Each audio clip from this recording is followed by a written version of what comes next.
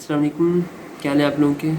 मैं उस्मान रपराचा। एक वाक़या हज़रत गौसे आज़म रहमतुल्लाह अलैह का, ये मैंने हिकायात का इंसाइक्लोपीडिया जो नज़ीर अम्बालवी साहब ने तरतीब दी थी उसमें पढ़ा है।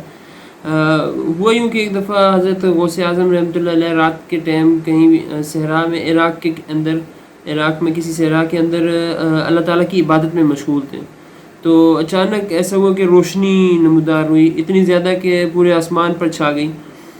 और फिर उसमें से आवाज़ आई कि ए अब्दुल कादिर, मैं तेरा रब हूँ और आज से तुझे इस इबादत की तकलीफ़ से आज़ादी देता हूँ, तूने इतनी मेहनत की है।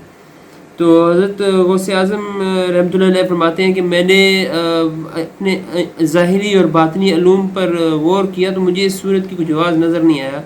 और मैंने ये भी ख्याल किया कि जब हज़रत मोहम्मद सल्लल्लाहु अलैहि वसल्लम जो इतने आला मर्तबे पर फायज़ थे, उनको इबादत की तकलीफ़ से आज़ादी नहीं मिली, तो मैं तो बहुत आम सा इस हिसाब से बंदा हूँ। तो उन्होंने ये सोचा और साथ ही ला हौला वला कुव्वता इल्ला बिल्लाहिल अलिय्युल अज़ीम पढ़ लिया। तो ये सुनते ही शैतान अपनी असल शक्ल में सामने आ गया और बोला कि अब्दुल कादिर, मैंने इससे पहले कई इबादत गुज़ारों को गुमराह किया है, लेकिन तुझे मैं नहीं कर सका क्योंकि तेरा इल्म इतना ज़्यादा था। तो ये बात सुनते ही फिर से हज़रत गौसे आज़म रहमतुल्लाह अलैह ने ला हौला वला कुव्वता इल्ला बिल्लाहिल अलिय्युल अज़ीम पढ़ा और कहा कि मैं अपने इल्म की वजह से नहीं बल्कि अपने रब के फ़ज़ल और करम की वजह से बच गया हूँ। तो ये सुन के फिर शैतान अपने आप को पीटना शुरू हो गया और उसने कहा कि ए अब्दुल कादिर, मैं आज के बाद तुझे तंग नहीं करूँगा, तेरे से मैं मायूस हो चुका हूँ।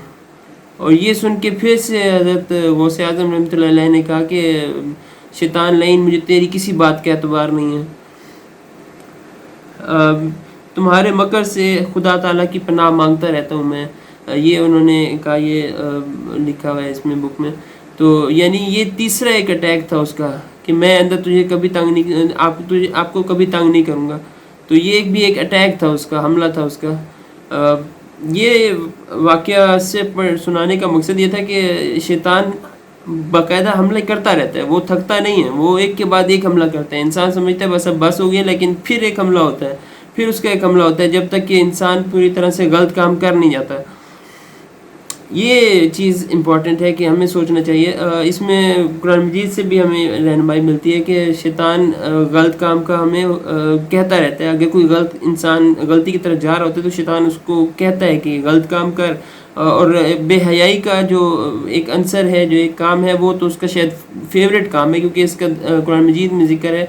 जैसे सूरह नूर के अंदर आयत नंबर 21 में अल्लाह ताला ने फरमाया है कि जो शख्स शैतानी कदमों की पैरवी करे तो वो बेहयाई और बुरे कामों का ही हुक्म करेगा, बेहयाई और बुरे काम।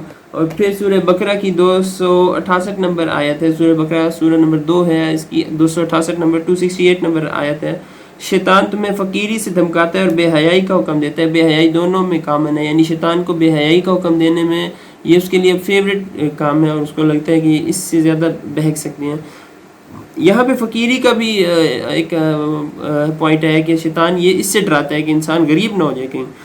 तो इसी आयत में जो सूरह बकरा की 268 नंबर आयत में, इसमें आगे लिखा है कि अल्लाह ताला तुमसे अपने बख्शिश और फजल का वादा करता है। अल्लाह ताला वसअत वाला और इल्म वाला है।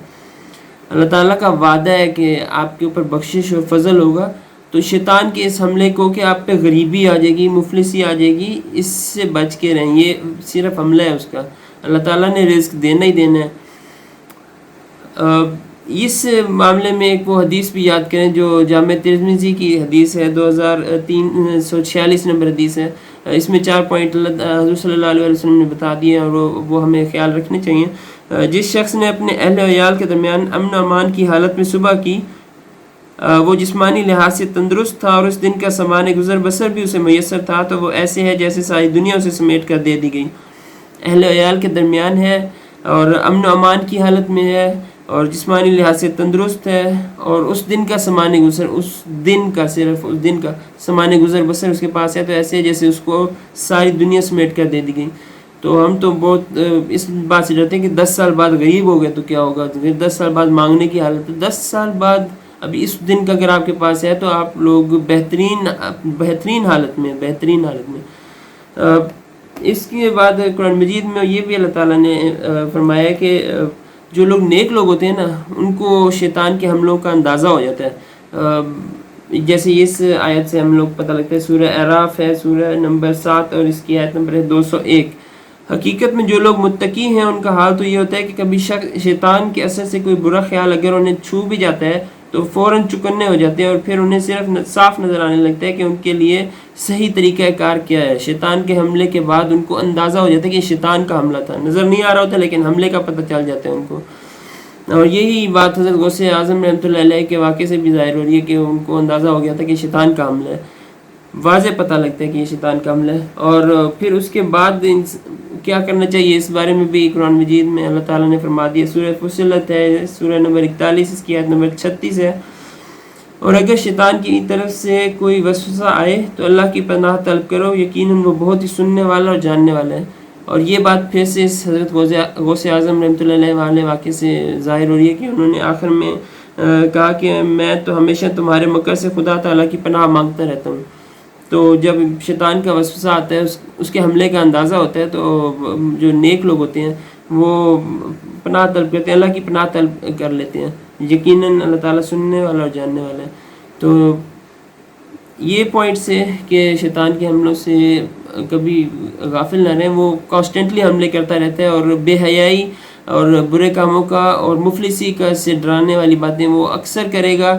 اور یہ آپ لوگوں کو اندازہ ہوگا کہ اس وقت جو نیک لوگ ہیں ان کو اندازہ ہو جائے گا کہ یہ اس وقت شیطان کا حملہ ہے. اور جیسے ہی یہ شیطان کا حملہ ہوگا تو وہ اللہ تعالیٰ کی طرف پلٹیں گے، اللہ تعالیٰ کی پناہ طلب کریں گے. اسے ہٹ کے میرا ایک ایپ ہے کورس بائی عثمان ظفر پراچا، یہ اینڈرائڈ اسٹور پہ ایزیلی آپ کو مل جائے گا. تو یہ ضرور ڈاؤن لوڈ کیجیے گا اور کمنٹس میں بتائیے گا کہ کون سی کوٹیشن آپ لوگوں کو بہت اچھی لگی ہے. مجھے انسپریشن ملتی ہے، میں کمنٹس بار بار پڑھتا رہتا ہوں، بہت اچھے لگتے ہیں. اور اس کے علاوہ آپ لوگ مجھے پیٹریان پہ سپورٹ کر سکتے ہیں. میرے پاس کچھ آئیڈیاز ہیں، جلدی انشاءاللہ جب وہ پورے کروں گا تو آپ لوگوں کو بھی اچھے لگیں گے، اور وہ آپ لوگوں کی سپورٹ سے اللہ تعالیٰ کی مدد تو ہے ہی ہے، اس سے میں پورے کرنا چاہتا ہوں. اور اپنی دعا میں ضرور یاد رکھیے گا. شکریہ.